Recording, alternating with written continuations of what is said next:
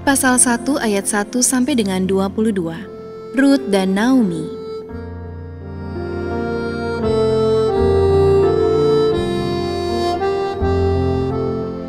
Pada zaman para hakim memerintah ada kelaparan di tanah Israel. Lalu pergilah seorang dari Betlehem Yehuda beserta istrinya dan kedua anaknya laki-laki ke daerah Moab untuk menetap di sana sebagai orang asing. Nama orang itu ialah Elimelek, nama istrinya Naomi, dan nama kedua anaknya Mahlon dan Kilion. Semuanya orang-orang Efrata dari Betlehem Yehuda, dan setelah sampai ke daerah Moab, diamlah mereka di sana. Kemudian matilah Elimelek, suami Naomi, sehingga perempuan itu tertinggal dengan kedua anaknya. Keduanya mengambil perempuan Moab yang pertama bernama Orpah, yang kedua bernama Rut, dan mereka diam di situ kira-kira 10 tahun lamanya. Lalu matilah juga keduanya, yakni Mahlon dan Kilion, sehingga perempuan itu kehilangan kedua anaknya dan suaminya. Kemudian berkemaslah ia dengan kedua menantunya, dan ia pulang dari daerah Moab, sebab di daerah Moab ia mendengar bahwa Tuhan telah memperhatikan umatnya dan memberikan makanan kepada mereka. Maka berangkatlah ia dari tempat tinggalnya itu bersama-sama dengan kedua menantunya. Ketika mereka sedang di jalan untuk pulang ke tanah Yehuda, berkatalah Naomi kepada kedua menantunya itu, "Pergilah, pulanglah masing-masing ke rumah ibunya. Tuhan kiranya menunjukkan kasih-Nya kepadamu, seperti yang kamu tunjukkan kepada orang-orang yang telah mati itu dan kepadaku. Kiranya atas karunia Tuhan kamu mendapat tempat perlindungan masing-masing di rumah suaminya."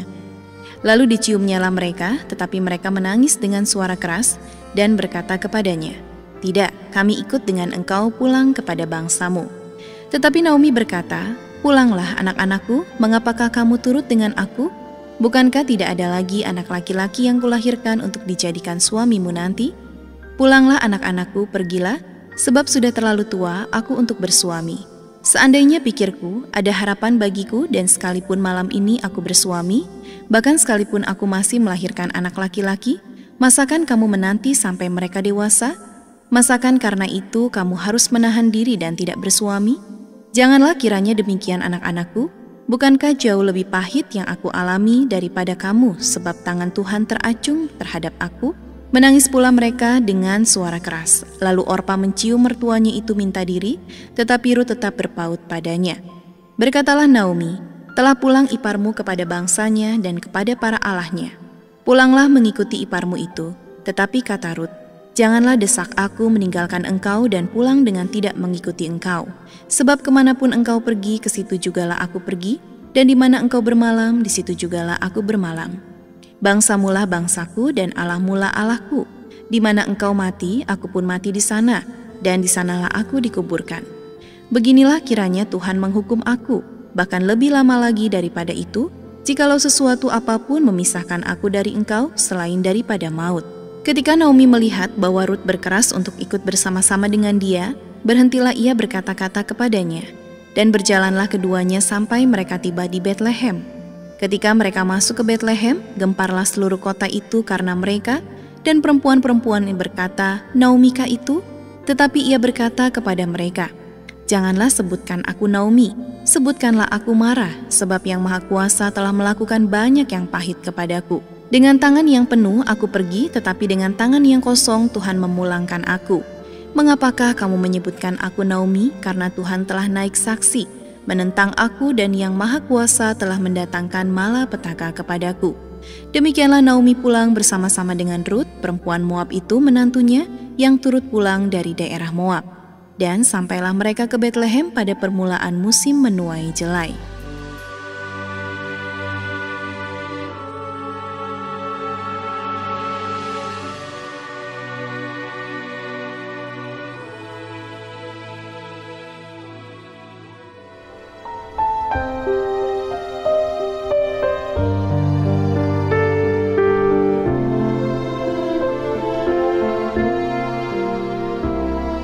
Rut pasal 2 ayat 1 sampai dengan 23.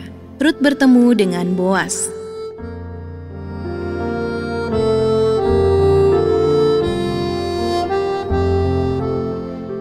Naomi itu mempunyai seorang sanak dari pihak suaminya, seorang yang kaya raya dari kaum Elimelek, namanya Boas. Maka Rut, perempuan Moab itu berkata kepada Naomi, Biarkanlah aku pergi ke ladang memungut bulir-bulir jelai di belakang orang yang murah hati kepadaku. Dan sahut Naomi kepadanya, "Pergilah anakku." Pergilah ia lalu sampai di ladang dan memungut jelai di belakang penyabit-penyabit. Kebetulan ia berada di tanah milik Boas yang berasal dari kaum Elimelek. Lalu datanglah Boas dari Betlehem. Ia berkata kepada penyabit-penyabit itu, "Tuhan kiranya menyertai engkau." Jawab mereka kepadanya, "Tuhan kiranya memberkati tuan." Lalu kata Boas kepada bujangnya yang mengawasi penyabit-penyabit itu, "Dari manakah perempuan ini?" Bujang yang mengawasi penyabit-penyabit itu menjawab, "Dia adalah seorang perempuan Moab, dia pulang bersama-sama dengan Naomi dari daerah Moab." Tadi ia berkata, "Izinkanlah kiranya aku memungut dan mengumpulkan jelai dari antara berkas-berkas jelai ini di belakang penyabit-penyabit." Begitulah ia datang dan terus sibuk dari pagi sampai sekarang, dan seketika pun ia tidak berhenti.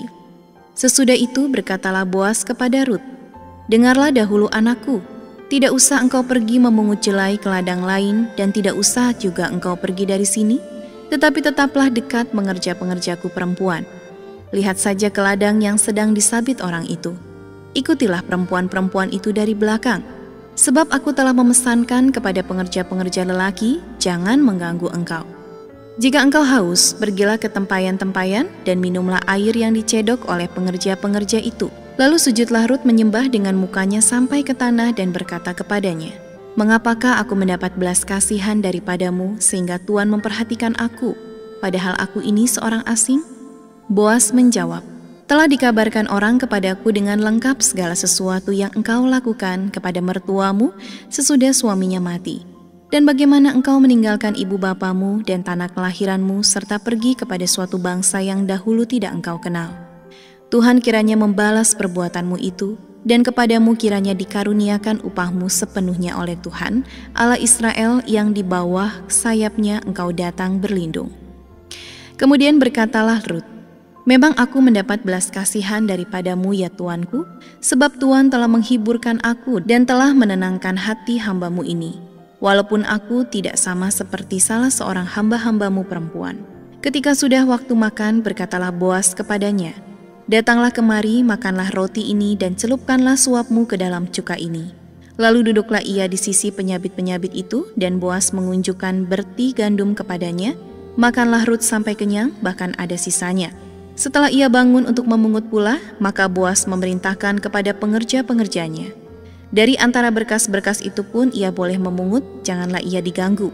Bahkan haruslah kamu dengan sengaja menarik sedikit-sedikit dari onggokan jelai itu untuk dia dan meninggalkannya supaya dipungutnya, janganlah berlaku kasar terhadap dia." Maka ia memungut di ladang sampai petang. Lalu ia mengirik yang dipungutnya itu, dan ada kira-kira seeva jelai banyaknya. Diangkatnyalah itu, lalu masuklah ia ke kota. Ketika mertuanya melihat apa yang dipungutnya itu, dan ketika dikeluarkannya dan diberikannya kepada mertuanya sisa yang ada setelah kenyang itu, maka berkatalah mertuanya kepadanya, "Di mana engkau memungut dan di mana engkau bekerja hari ini? Diberkatilah kiranya orang yang telah memperhatikan engkau itu." Lalu diceritakannya kepada mertuanya itu pada siapa ia bekerja. Katanya, "Nama orang pada siapa aku bekerja hari ini ialah Boas." Sesudah itu berkatalah Naomi kepada menantunya, "Diberkatilah kiranya orang itu oleh Tuhan yang rela mengaruniakan kasih setianya kepada orang-orang yang hidup dan yang mati." Lagi kata Naomi kepadanya, "Orang itu kaum kerabat kita, dialah salah seorang yang wajib menebus kita." Lalu kata Rut perempuan Moab itu, "Lagi pula ia berkata kepadaku, tetaplah dekat pengerja-pengerjaku sampai mereka menyelesaikan seluruh penyabitan ladangku."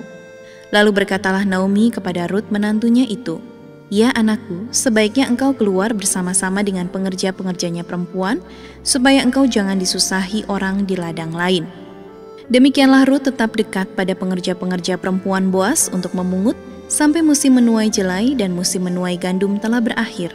Dan selama itu ia tinggal pada mertuanya.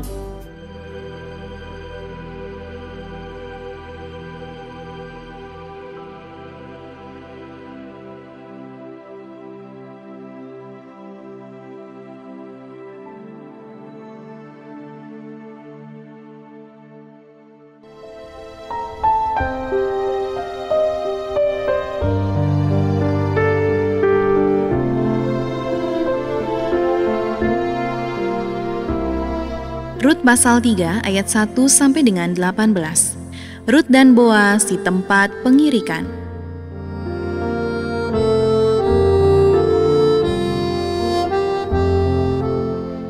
Lalu Naomi mertuanya itu berkata kepadanya, "Anakku, apakah tidak ada baiknya jika aku mencari tempat perlindungan bagimu supaya engkau berbahagia?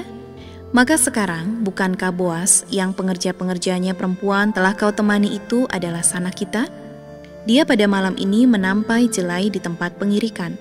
Maka mandilah dan beruraplah. Pakailah pakaian bagusmu dan pergilah ke tempat pengirikan itu. Tetapi janganlah engkau ketahuan kepada orang itu sebelum ia selesai makan dan minum. Jika ia membaringkan diri tidur, haruslah engkau perhatikan baik-baik tempat ia berbaring. Kemudian datanglah dekat, singkapkanlah selimut dari kakinya dan berbaringlah di sana. Maka ia akan memberitahukan kepadamu apa yang harus kau lakukan." Lalu kata Rut kepadanya, "Segala yang engkau katakan itu akan kulakukan." Sesudah itu pergilah ia ke tempat pengirikan dan dilakukannya lah tepat seperti yang diperintahkan mertuanya kepadanya. Setelah Boas habis makan dan minum dan hatinya bergembira, datanglah ia untuk membaringkan diri, tidur pada ujung timbunan jelai itu. Kemudian datanglah perempuan itu dekat dengan diam-diam, disingkapkannya lah selimut dari kaki Boas dan berbaringlah ia di situ. Pada waktu tengah malam, dengan terkejut terjagalah orang itu, lalu meraba-raba ke sekelilingnya dan ternyata ada seorang perempuan berbaring di sebelah kakinya. Bertanyalah ia, "Siapakah engkau ini?" Jawabnya, "Aku Rut hambamu. Kembangkanlah kiranya sayapmu melindungi hambamu ini, sebab engkaulah seorang kaum yang wajib menebus kami." Lalu katanya, "Diberkatilah kiranya engkau oleh Tuhan ya anakku. Sekarang engkau menunjukkan kasihmu lebih nyata lagi daripada yang pertama kali itu. Karena engkau tidak mengejar-ngejar orang-orang muda, baik yang miskin maupun yang kaya. Oleh sebab itu, anakku, janganlah takut.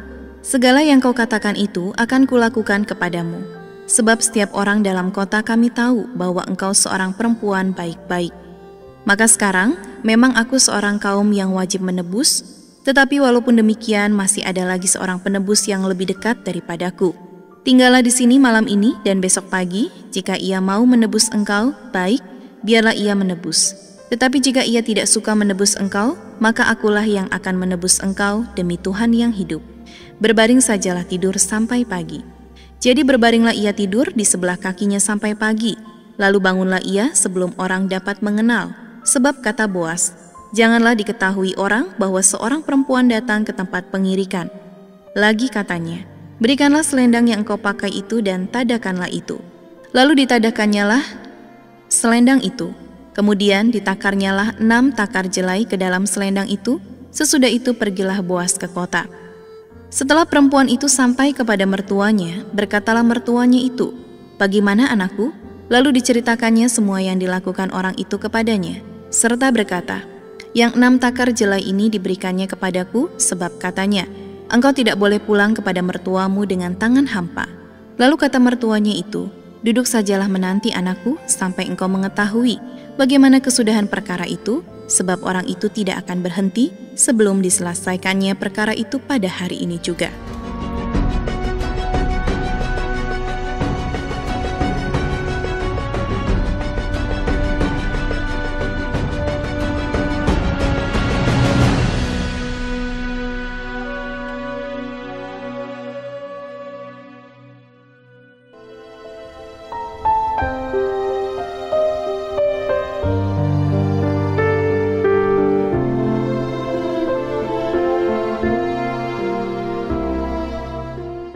Rut pasal 4 ayat 1 sampai dengan 22. Rut menjadi istri Boas.